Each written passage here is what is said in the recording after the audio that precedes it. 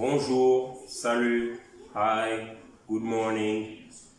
Aujourd'hui, nous nous retrouvons ici dans cette vidéo pour savoir et apprendre comment se présenter en anglais, qui est d'ailleurs l'une des bases lorsqu'on tient à maîtriser une langue vivante. Alors, ici, nous allons commencer par l'étape primordiale qu'il s'agit de comment saluer quelqu'un en anglais. Alors, pour la salutation initiale ou pour les salutations initiales, nous avons good morning qui signifie bonjour, good afternoon qui signifie bon après-midi et good evening qui signifie bonsoir. Alors, ceci c'est pour le registre standard, mais nous avons aussi le registre familier et des expressions adaptées pour ce registre lorsqu'il s'agit de saluer quelqu'un.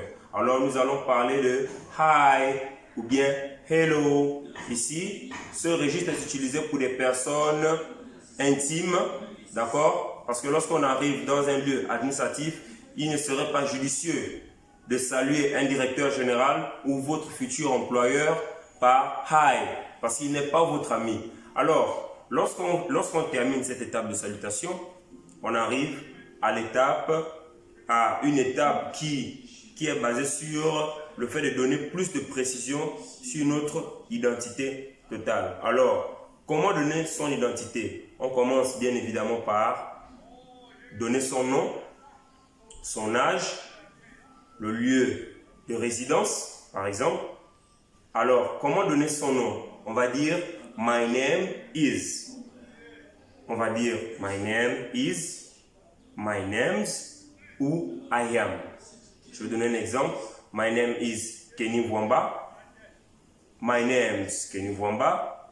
« I am Kenny Vwamba ». Alors, notez bien, pour la prononciation de « My name's » ou l'utilisation de « My name's », il faudra savoir que « My name's » est utilisé à la forme orale, car en expression écrite, ayant plusieurs règles, un bon écrivain en anglais ou celui qui sait écrire une langue devrait savoir qu'en anglais, les formes contractées ne sont pas admissibles à l'écrit. Donc ici, my name sera utilisé à l'oral.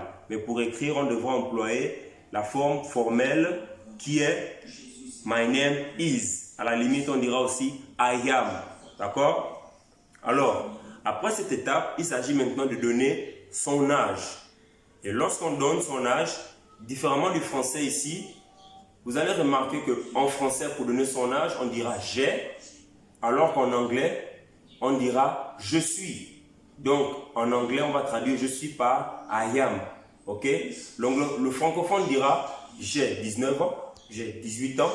L'anglophone dira I am 19 years old. I am 18 years old.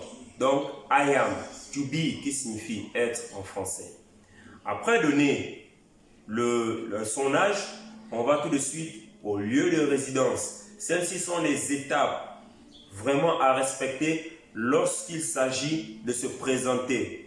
Par exemple, au cours d'un entretien d'emploi ou devant un inconnu ou une personne plus âgée que vous. En tout cas, devant une personne qui ne vous connaît pas. Il s'agit de donner votre identité. Alors, après donner son âge, on donne tout de suite le lieu de résidence. On va dire « I live at ». Je vis à. Je réside à. I live at Ovendo. I live at Libreville. I live at Carrefour-Sni. I live at Akanda. Ici, il s'agit de donner le lieu de résidence. I live at. Alors, après donner le lieu de résidence, on a tendance, et il faut le plus souvent donner ce que l'on aime faire ou notre passe-temps favori. En anglais, on appelle ça the hobbies. Ok? Hobbies qui signifie ce que l'on aime faire. Alors, on dira my hobbies are football, TV, music. On pourra dire my hobbies are. On peut aussi dire I like listening music, watching TV, written letters, écrire des lettres. Ok? I like doing something. J'aime faire quelque chose. I like sleeping I like eating. I like taking a bath. OK? Alors, ici, ce sont des formes basiques de la langue anglaise. Comment se présenter en anglais? Alors, lorsqu'on donne, par exemple, son nom, ça va d'une question qui peut être posée par votre interlocuteur.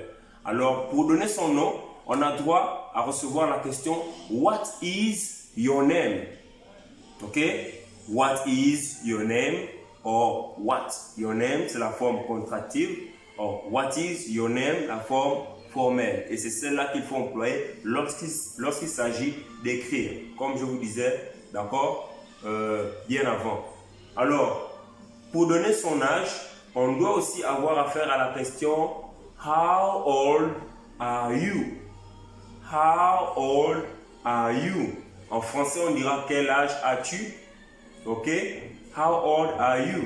En anglais, le plus littéralement possible, on dira « Comment, d'accord, es-tu âgé? » Mais ce qui ne peut pas se traduire littéralement. Alors, cela signifie quel âge as-tu? Quel âge avez-vous? C'est une question que vous devez recevoir de votre interlocuteur pour ensuite répondre I am years old. Ok? Alors, pour donner son lieu de résidence, on a droit à s'attendre à une question bien précise. Where do you live? Where do you live? Where do you live?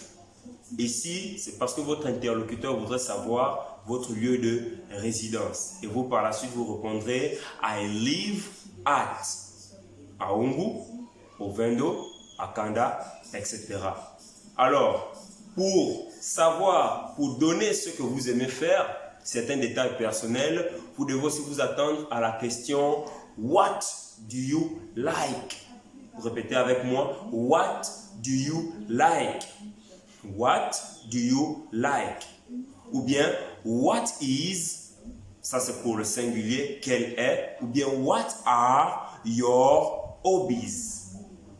Qu'est-ce que tu aimes faire? Quelles sont tes activités favorites? Ici, ce sont des bases de la langue anglaise. Vous avez appris comment se présenter. Si vous avez aimé, abonnez-vous et partagez. Merci, merci.